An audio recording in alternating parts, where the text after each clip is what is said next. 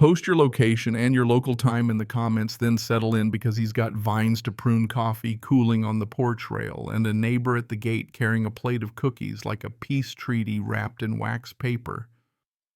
He thanks her because he's polite, but the smile she wears is bright in a way that says sponsor ready, not sourdough starter. And his lawyer brain hums like a fridge at 2 a.m. He's Adam 52. Rebuilt life from mergers to Merlot, and today he just wants birdsong. Not boardroom joke one, the birds don't do NDAs, they gossip loudly.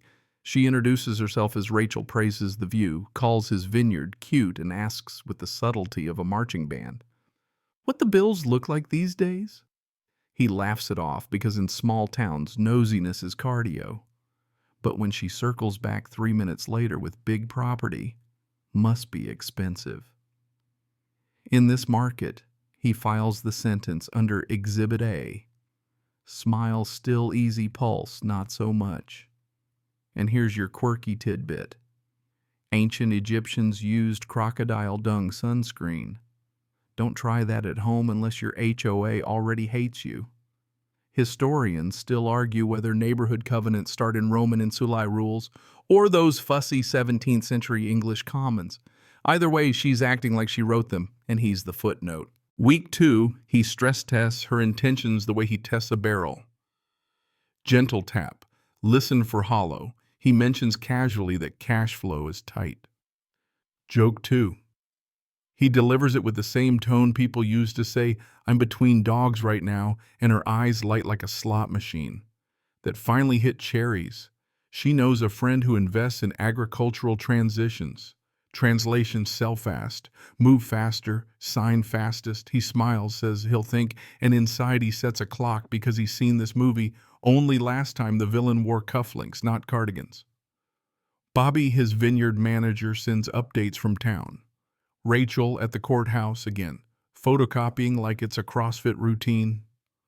Joke: 3-toner fumes count as pre-workout, right? She's piecing together surface records and building a thesis with more confidence than citations. Week 3 brings the full court press. She drops by daily with concerned neighbor face, limited edition battery included, peddling timeline pressure and fair market opportunities.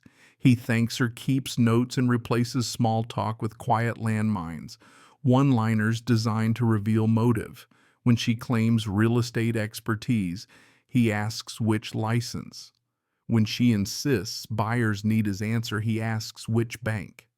Joke 4. She name drops confidential capital, which is Wall Street, for a cousin with a spreadsheet.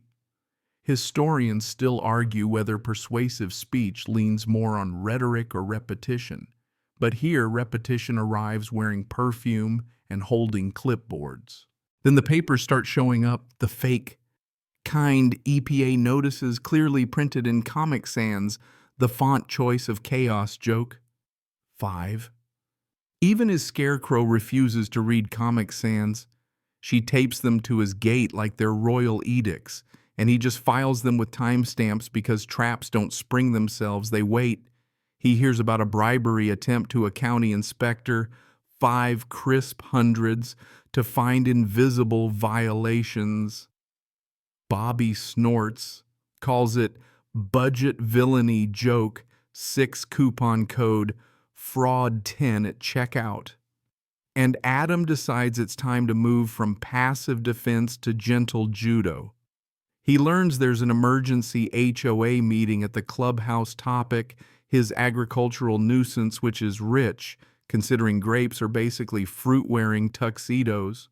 He walks in mid-slide deck, the room air-conditioned and judgmental, and the silence does that movie thing where even the projector blushes.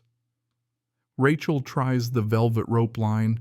Private business, he tilts his head, says, discussing his property as his business. Then plants his first landmine.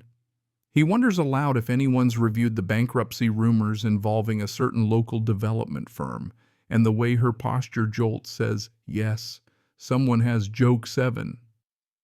You could measure the pause in dog years. He keeps it courteous.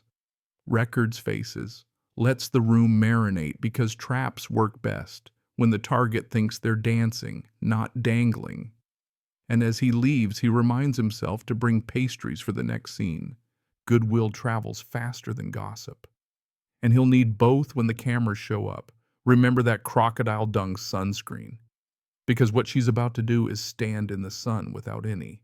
Morning breaks like a cymbal. 4 county trucks nose up to the gate.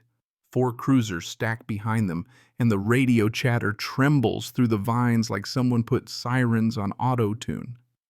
He meets them with coffee and a box of Betty's pastries because hospitality is not a legal strategy, but it helps. Joke 1. He tells the lieutenant he only charges extra for decaf crimes.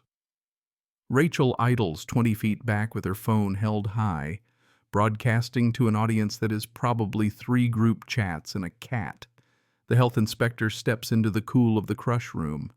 Stainless steel gleaming clipboards out pens ready, and when they ask for licenses, he produces folders labeled like museum drawers, permits, laminated serials, logged calibration stickers, tidy as a haircut, before picture day, quirky tidbit. Some vineyards keep geese as security.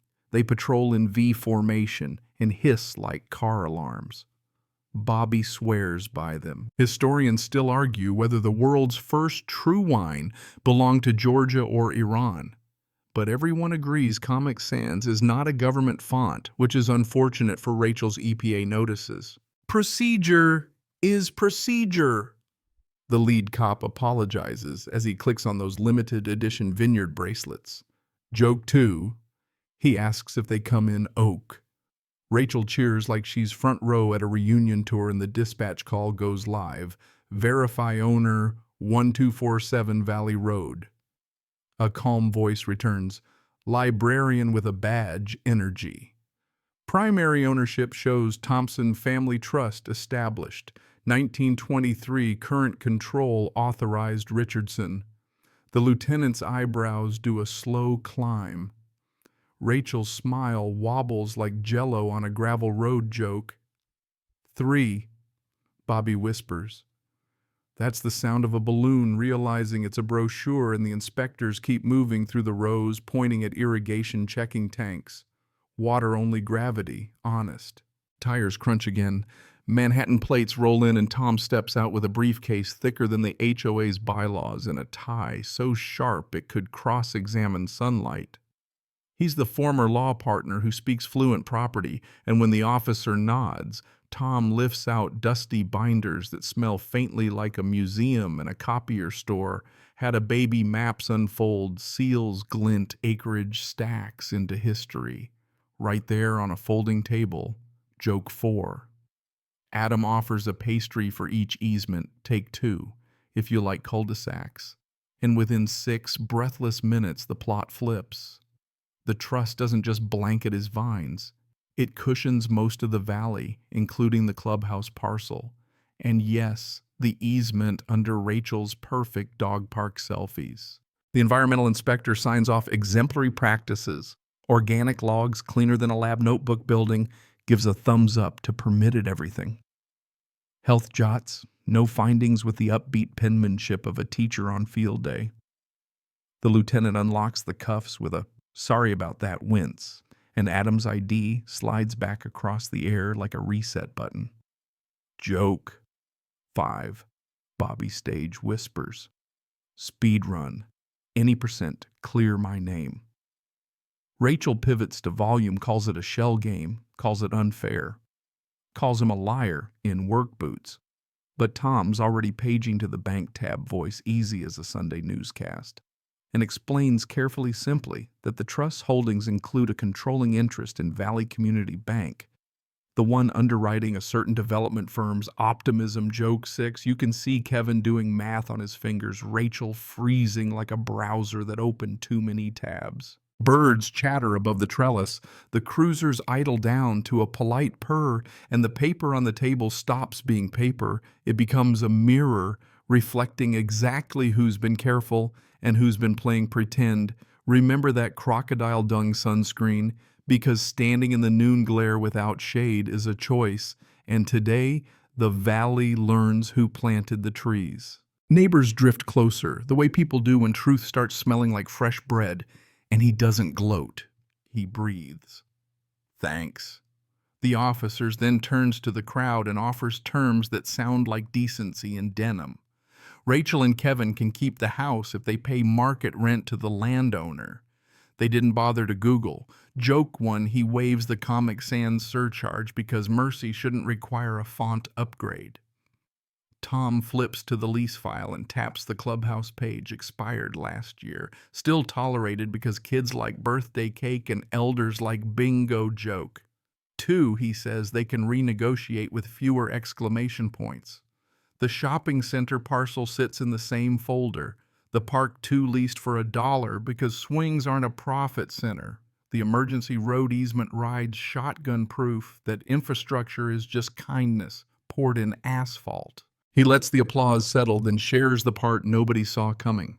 The 5-year residence clause, the trust's quiet test, and how her crusade accidentally became his character witness. Joke 3. He thanks Rachel for the unrequested internship in community relations. Historians still argue whether company town rulebooks count as proto-HOAs or whether 20th century subdivisions invented the genre, but whichever ancestor wrote today's playbook forgot the chapter, where the farmer also runs the bank. Kevin whispers, apologies, shaped like paper, cranes, fragile but earnest, and Adam nods because repair needs room. Not relish, quirky tidbit. Some vineyards hire sheep as tiny grounds. Crews natural mowers with built-in fertilizer. Bobby claims they also judge music, preferring banjo to techno. He opens the last folder. $5 million over 3 years. Roads resurfaced fiber woven like silver thread. A new community center with a kitchen bigger than the rumor mill. And an emergency facility that makes sirens rarer and shorter when they do arrive. Joke 4. He promises a dedicated room where the HOA can store all future fake notices. Call it the Museum of Questionable Stationery. Remember those hissy geese, the crocodile dung sunscreen, the Comic Sans edicts? She stood in noon without shade while he kept planting windbreaks, and that's the story the Valley chooses to keep, not the meltdown, but the mending. Consequences still line up politely. Forged papers mean court dates. Bribery means lawyers with calculators. But the crowd's temperature drops from boil to simmer, Grace taking the front seat while spite gets buckled in the back. Joke 5. Even the vines seem to unclench, which is botanically impossible and aesthetically satisfying. He shakes hands, signs papers, and watches the dust settle like confetti that forgot how to be loud. Joke 6. Bobby declares the scoreboard geese 1, gossip 0. Soft evening gathers and the valley exhales, the heat stepping back from the rose, the light going from brass to honey. And he moves slower now because the day has earned a gentler rhythm, because voices that were sharp an hour ago have thinned into greetings and small thanks, because even the cruisers, those heavy blue commas, have rolled away, leaving sentences that end in birdsong instead of sirens. He walks the perimeter like he always does, fingers brushing leaves that are still warm, boots careful on the dust, and the world shrinks to a pace that feels human, a pace he can keep without clenching. The plans sit closed on the table, the ink drying the signatures clean, and in the lull he notices the easy things, the smell of cut grass that isn't cut by machines, the faint mineral sweetness that rises from the soil after a day of footfalls and laughter, the scattered prints of neighbors' shoes near the gate, proof that people came close, looked in, and did not look away. He thinks of the lease that will be kinder than it has to be, the road that will be smoother next spring, the messages he'll read later from folks who said they felt safer just knowing the ridge is watched by steady hands. He pours water into a glass, watches the surface steady, and lets the breath go out longer, this time, wider. The way breath goes when it knows it's welcome. The porch holds him like old furniture holds a story, and the vines keep their clean geometry against a sky that has learned how to lower its voice. He speaks once more quietly, almost only to himself, that the work tomorrow is the same as the work yesterday. Plant and tend, answer and forgive. Be firm when needed. Be soft when possible and sleep in between. Night comes on like a friendly curtain. The first cricket tries a line and finds its courage. The air cools until it feels like a hand on a forehead, and the house hums. The way good houses hum, with little wires and settled wood, and the low patience of rooms that remember every season. He stands, turns the porch light to a warmer color, and lets the valley dim not into darkness, but into rest. And if you listen carefully, right there at the edge of the rows, you can hear it, a small promise, a practical blessing that tomorrow will be work, and the work will be good, and the good will be enough. Good night.